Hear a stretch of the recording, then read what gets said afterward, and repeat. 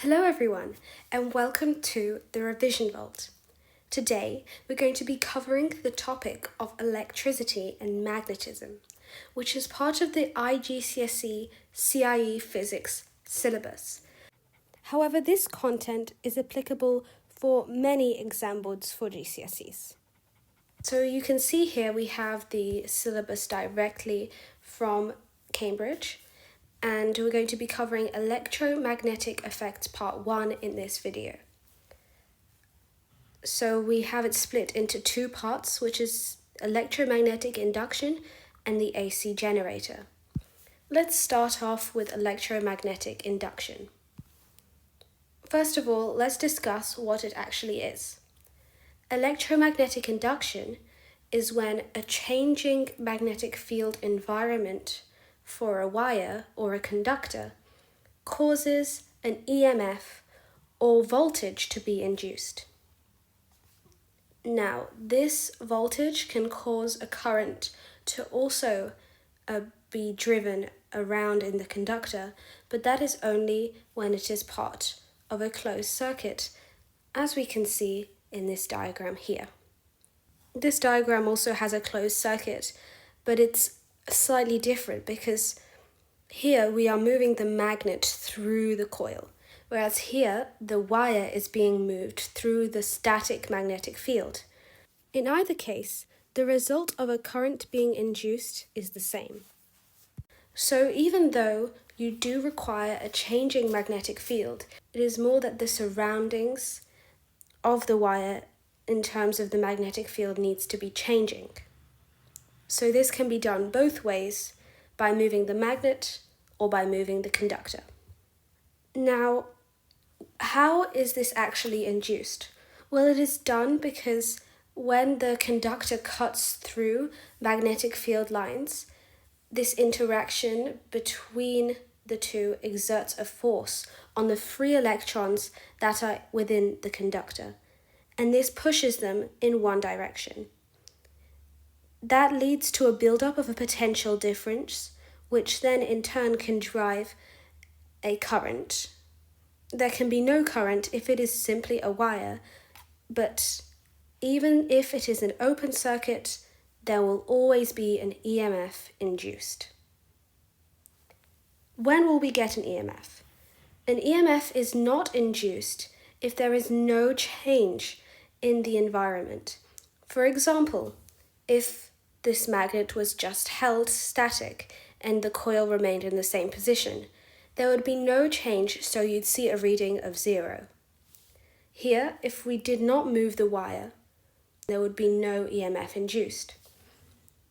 If we moved the wire, but parallel to the magnetic field lines running between these permanent magnets, that would also give us a current of 0, because no magnetic field lines are being cut. So the main takeaway is that for electromagnetic induction to occur, we need to be cutting through magnetic field lines. The direction of the induced EMF does oppose the change causing it. However, this is quite difficult to envision when we are just looking at a simple circuit like this. We'll go over it in more detail later on in this PowerPoint. Let's move on to experiments to demonstrate electromagnetic induction. So we're going to be covering two experiments that you need to know. The first experiment is to move a bar magnet through a coil connected to a voltmeter. So as we can see, here we have the bar magnet, the coil, and the voltmeter. Now when we move the magnet into the coil, we can see that the magnetic field lines are being cut by the coil because we will get a reading on the voltmeter. If we were to move the magnet out of the coil, we would get an opposing reading on the voltmeter. So, when we're moving this inwards, like you can see here in this diagram, we're moving the magnet inwards. That would mean that this side would be north and this side of the coil would be south.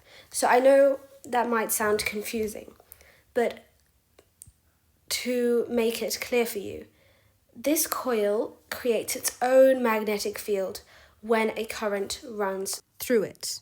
So you'll learn this later on in the topic, but when you have a wire like this, a magnetic field is created around it.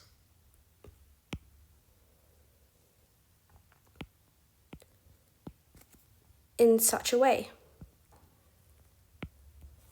So this is the current running through it. As you can see, it's running in this direction, and you will get the magnetic field in this direction that I've shown here using the right-hand grip rule, but we do not need to cover that in detail in today's video. So essentially what occurs is that this coil, so this is just a straight wire, but when we have a coil, it has a north and a south pole. And what this means is when this bar magnet is making its way in, like we've mentioned, the induced EMF opposes the change placed on the coil. So, since the change is that we're moving the magnet into the coil, it's going to want to oppose that change, and like poles repel, right?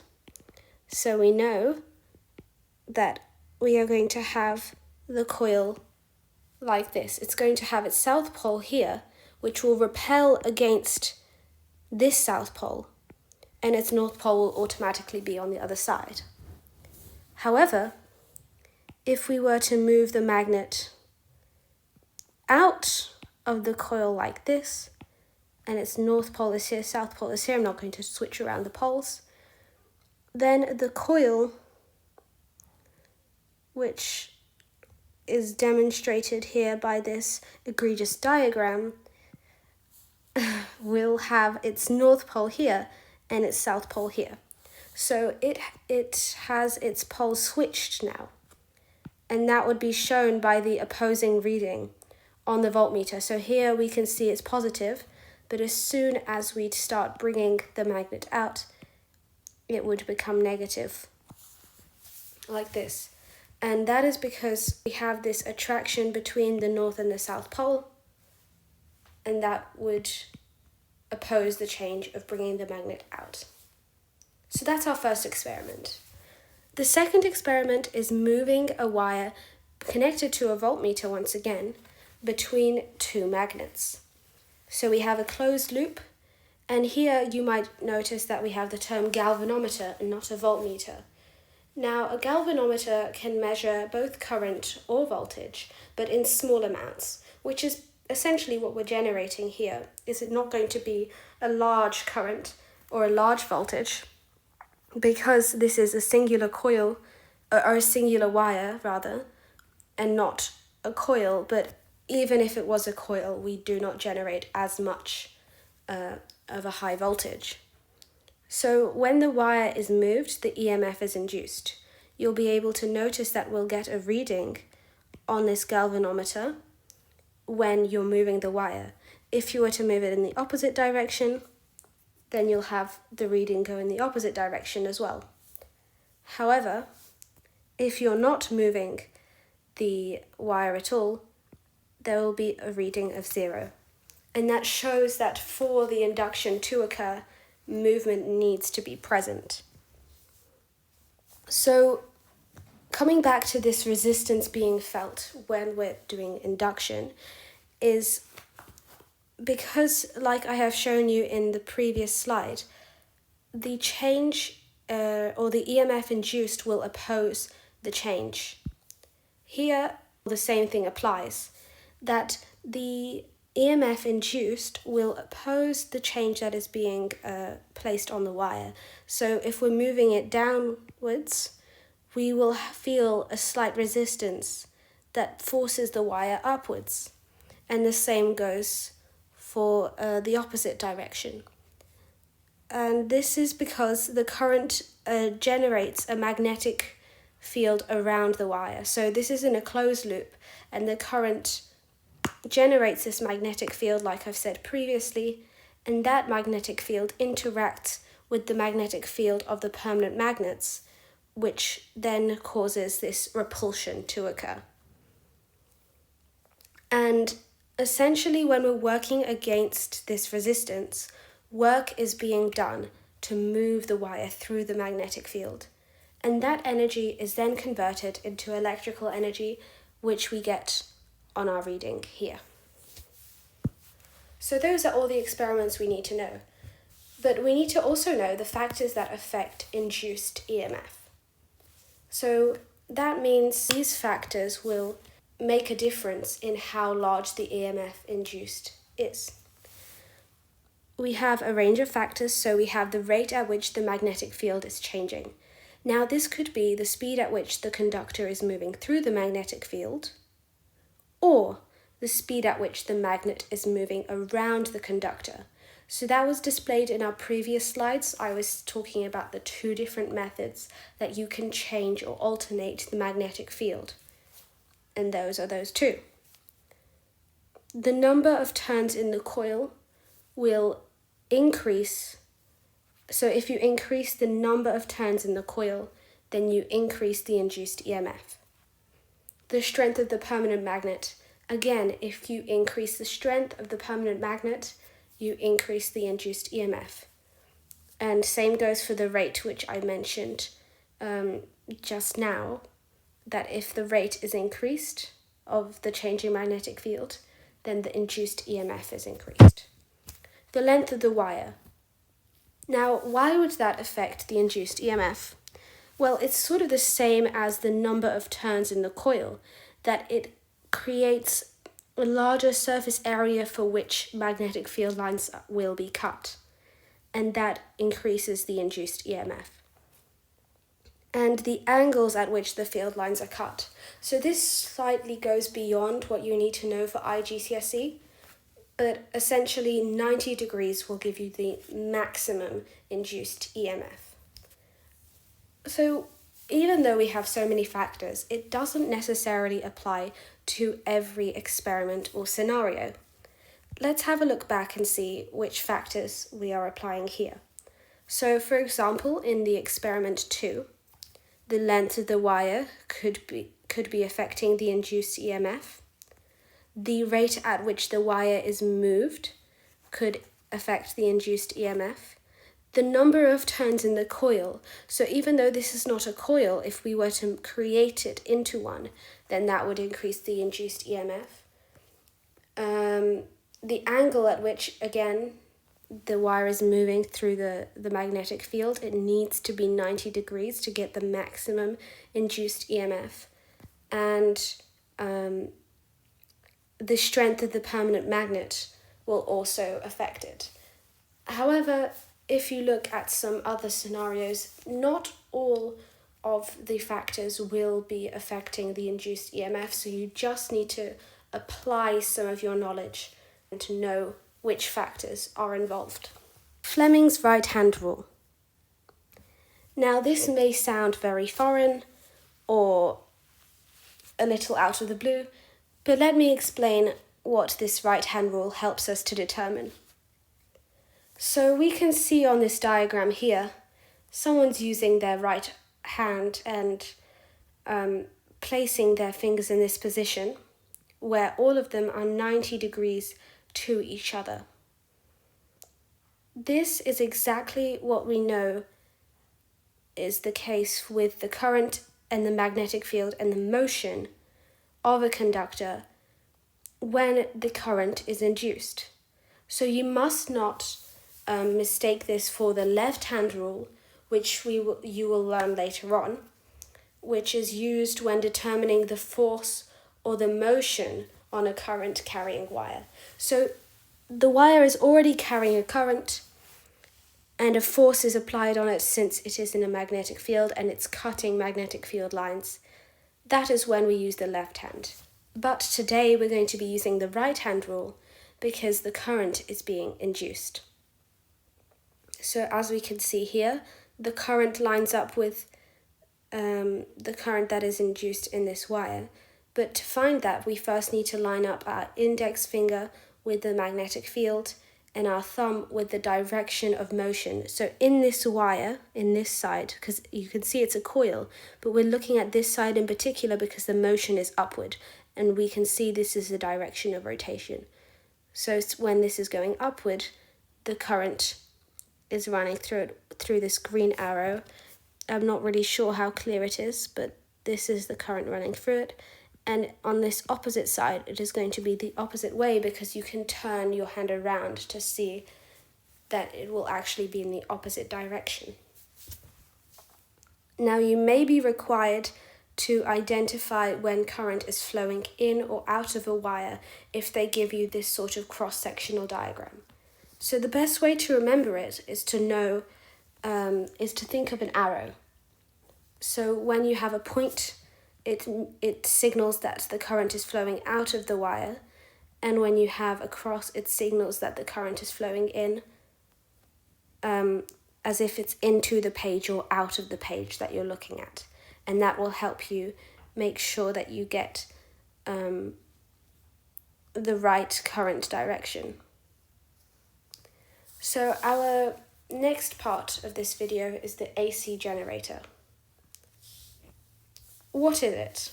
So the AC generator is a device that converts mechanical energy into electrical energy, and this is using electromagnetic induction. You may have seen a device like this when you go camping, for example, or even like this in a museum. And if you've seen one of these, which is a large-scale industrial type AC generator, then you're very lucky, because not many people have seen it. But all three of these are the same. They have the same fundamental components, and they have the same fundamental function, which is to generate electrical energy. Let's have a look at how it works. So the main components that we have are a coil, magnets, slip rings, and brushes. We can see in this simplified diagram here, which is what you'll be facing most of IGCSE, is we have these permanent magnets, and we have our coil, we have the slip rings over here, and the brushes. And now the most common design is to have the magnets static, but you can also have the coil static and the magnets rotating around it. Either way, it does lead to the conductor cutting magnetic field lines, which generates a current, as we've learnt. Now, we know an AC current is induced, and this is because every half turn, the sides of the coil reverse their motion relative to the magnets, which may sound confusing, but essentially what it means is that if this side goes down here, according to this rotation, this side is going down like this. You can't really see red on red very well, but if I maybe extend the arrow, you can see the direction in which it's going. But later on, if it were to come back up, it's then going to go upwards through the magnetic field. So its direction has changed, which means that the induced current has also reversed direction. And that leads to an AC current. So if you don't know what an AC current is, it's an alternating current, which if you've seen like a sine graph, it sort of looks like this with zero, you see a subtle foreshadowing there. So we have the zero here, and we can see it hits a positive, then a negative current, a positive current, negative current, alternating, right? But this is what we usually get from our power supplies in our houses or for domestic use. The slip rings that are in this device are continuous because they allow the coil to rotate without reversing connections, which you'll see in the DC motor. It's actually a different story. And we still have the graphite or the carbon brushes. If you take chemistry, you'll know that graphite conducts electricity, and so that means that it allows contact to be maintained with the slip rings and the current to run through to the external circuit. However, this does mean, because they're under constant friction, that they do wear down over time and they will have to be replaced. So here in this diagram, we can see that we are matching up the induced EMF, or the current here over time, with the place of the coil in its rotation. I've drawn these diagrams out over here to make it slightly more clear which side is going where and why that leads to a change in current. So, in this position, because the coil is not cutting through any magnetic field lines, it is at zero in terms of the induced EMF. Here, when the coil is horizontal, it is cutting through the most magnetic field lines because it is perpendicular to those lines. And that means that it has reached the peak of its EMF. Again, once it gets vertical, it will reach zero once more. And once it becomes horizontal again, it will actually reach its trough because of the reversed current, and then return back to zero once it's vertical once more.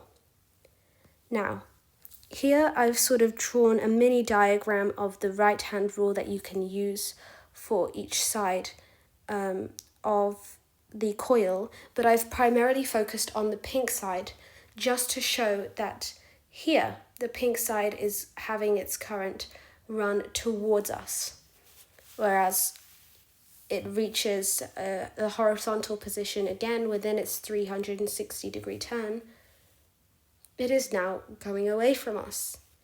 And that shows that the current reverses its direction throughout the rotation, and that leads to this sine-like graph or curve with the opposing induced EMFs. So thank you for watching this video today. I hope it did help you understand electromagnetic induction and how the AC generator works. If you have any questions, you can comment down below or email me at this email here that I have written on the screen. And if you have any other topics you'd like me to cover, please let me know as well and get in touch.